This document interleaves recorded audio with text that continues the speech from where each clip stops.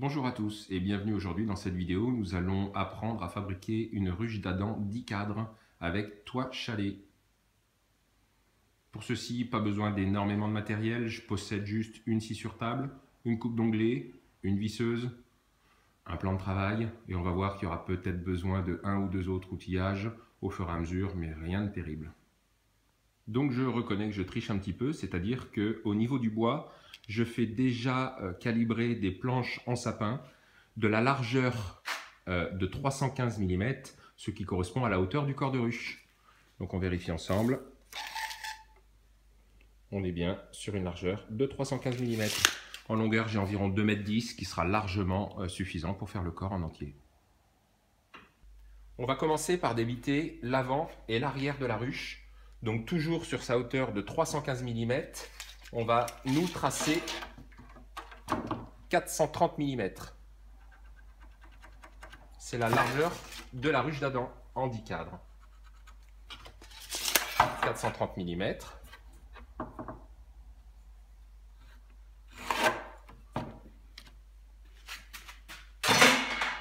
Et on coupe.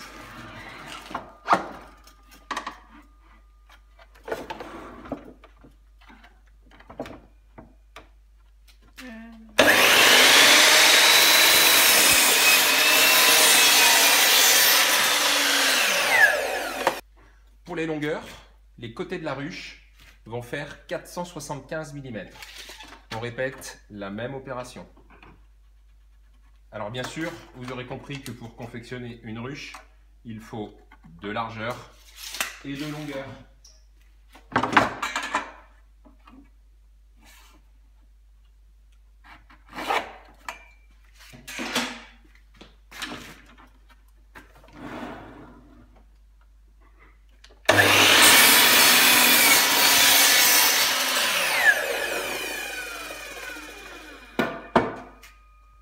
Voilà, j'ai débité de quoi réaliser 2 ruches d'Adam 10 cadres. Au total, 4 longueurs et 4 largeurs. On va s'attarder sur les largeurs et on va réaliser ce qu'on appelle une feuillure à mi-bois. Je vous explique. Pour assembler la longueur et la largeur, nous allons entamer la largeur pour que la longueur avance à mi-bois. Vu qu'on est sur du bois de 24 mm, nous allons donc tracer 24 mm sur 12 mm de profondeur, comme ceci. On passe à la machine. La scie sur table, nous allons donc régler entre le guide et l'extérieur de la lame 24 mm. Voilà. Et en hauteur, nous allons régler 12 mm.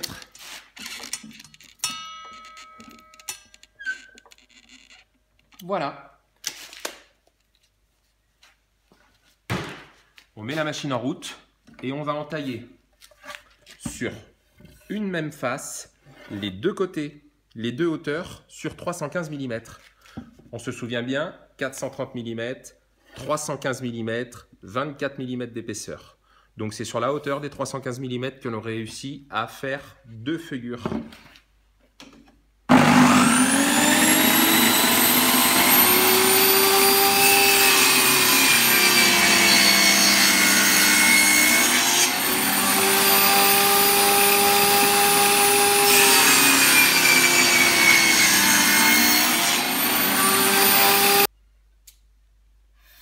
Les faces avant et arrière sont maintenant prêtes pour la découpe de l'autre côté. Donc on voit bien, vous voyez bien, le trait de scie à mi-bois sur 24 mm de large par 12 mm de profondeur. On va faire maintenant l'inverse.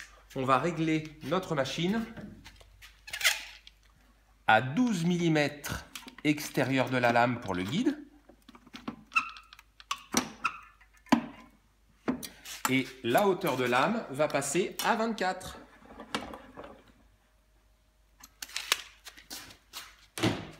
Et cette fois-ci, nous allons passer le bois, rainure réalisée contre le guide, et le bois debout, comme ceci. C'est parti.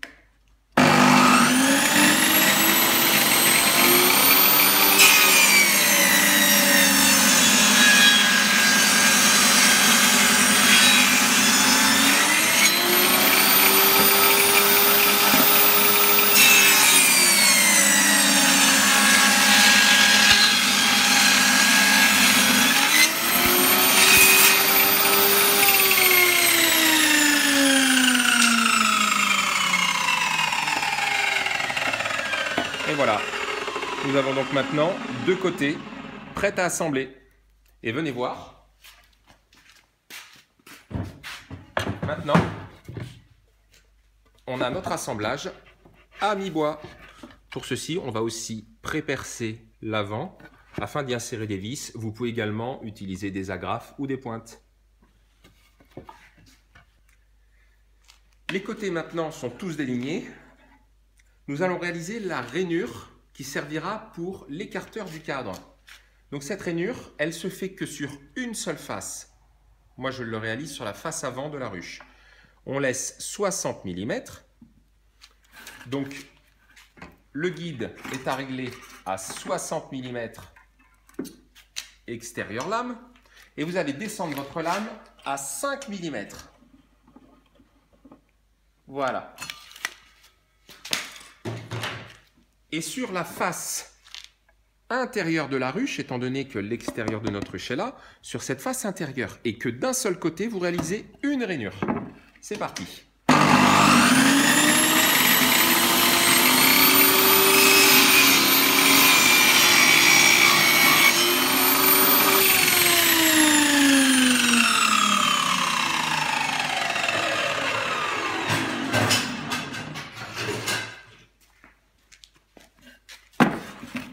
Et vous avez maintenant l'écarteur de cadre qui va pouvoir être collé à l'intérieur. Une fois que toutes ces étapes sont réalisées, il va falloir laisser la place au cadre et à la crémaillère. Donc on comprend bien que si on fixe la crémaillère aujourd'hui ici, il n'y a pas la place pour positionner les cadres et surtout la place pour faire levier avec votre lève-cadre afin d'enlever les cadres. Donc on va réaliser uniquement sur la partie supérieure. Donc par exemple, sur la face avant, la partie supérieure est à l'opposé de la rainure. Sur cette partie supérieure, on va réaliser à nouveau une feuillure à mi-bois. Je la fais personnellement de 15 mm de haut, toujours par 12 mm de large. On passe sur la machine et on regarde ça. Première étape. 15 mm extérieur de la lame. Deuxième étape, 12 mm de hauteur de lame. Et c'est parti.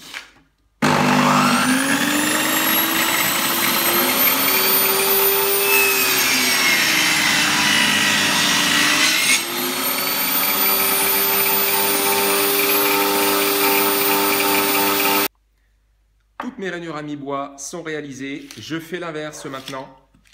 12 mm entre le guide et l'extérieur de ma lame. Et 15 mm de hauteur de lame.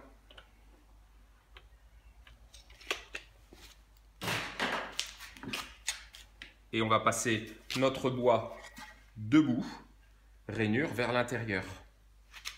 C'est parti.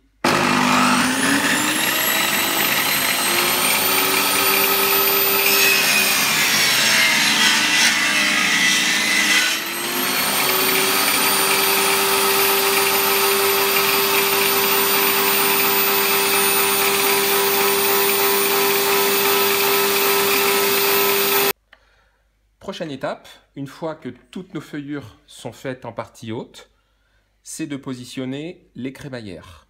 Crémaillère 10 cadres. Alors, j'ai une petite astuce pour positionner la crémaillère. Du fait qu'on a laissé 15 mm en partie haute, vous avez un trou de fixation et vous avez également une gorge qui est située en partie supérieure. En fait, le dessus de ma feuillure vient au bord de la gorge qui est ici. Donc là, on n'est pas bien positionné. Là, c'est bon. J'utilise de la petite vis. La petite vis de 3,15, c'est très bien. Ça fonctionne très très bien et je peux vous assurer que dans le temps, ça ne bouge pas. C'est parti!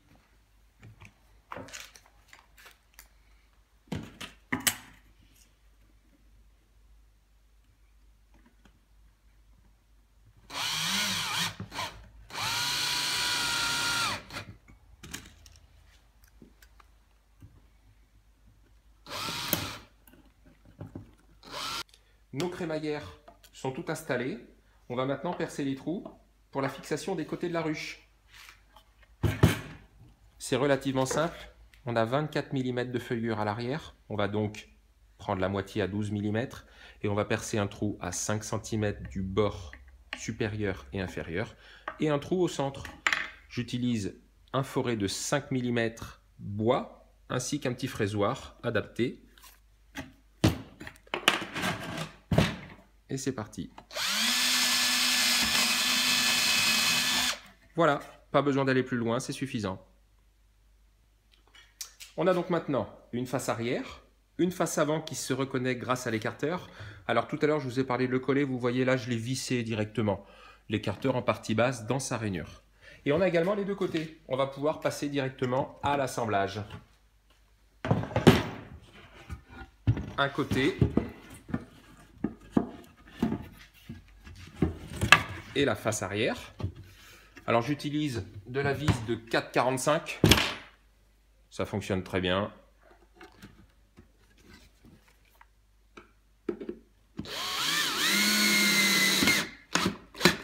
Alors c'est essentiel de pouvoir visser ça sur une surface plane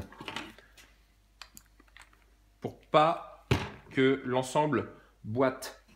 Ça nous permet d'avoir véritablement quelque chose qui va se tenir correctement. Et voilà, on continue à visser. À cette étape-là, le corps de la ruche est entièrement assemblé. On peut le poser comme je l'ai fait ici sur un plancher Nico ventilé en PVC. Il ne reste plus qu'à fixer les attaches latérales avec les petites vis inox qui sont fournies. Et on va maintenant passer à la réalisation du couvre-cadre. Le couvre-cadre, il se compose à nouveau, comme le corps, de 4 morceaux de longueur face avant, face arrière. Je l'ai usiné de la même façon que le corps, avec des feuillures de 24 mm par 12 et un perçage de chaque côté. Ce qui va différencier par rapport au corps, c'est que là, le but est de mettre un contreplaqué à l'intérieur. On va donc réaliser une rainure à l'intérieur, une rainure toujours à mi-bois et qui va venir prendre le contreplaqué. Cette rainure-là, je préconise moi de la mettre à 5 mm de la face inférieure. Et elle va donc faire l'épaisseur du contreplaqué, soit 10 mm.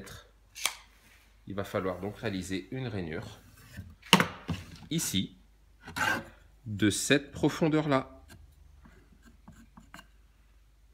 À la machine.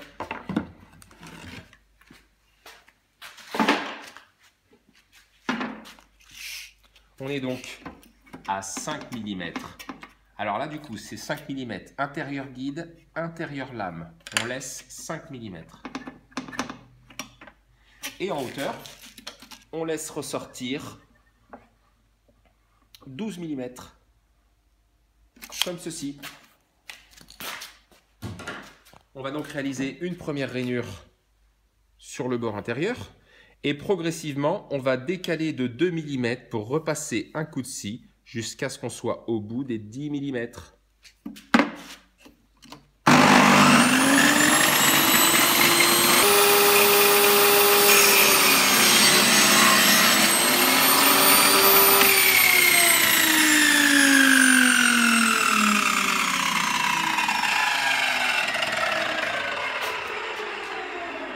On vérifie que la rainure correspond bien à la hauteur du contreplaqué. Alors, le contreplaqué, je le précise, a été déligné à 400 mm de large par 470 mm de long. Et voilà, on va faire tous les morceaux et on assemble. Nos couvre-cadres sont réalisés, assemblés. Alors, on peut utiliser de la colle. Moi, j'utilise des colles blanches à bois extérieur sans solvant. D'un côté, on a donc le rebord de 5 mm. Et de l'autre côté, un rebord beaucoup plus grand pour mettre votre isolant. Il ne reste plus qu'à percer un trou en son centre. J'utilise pour ça une scie cloche diamètre 40 mm.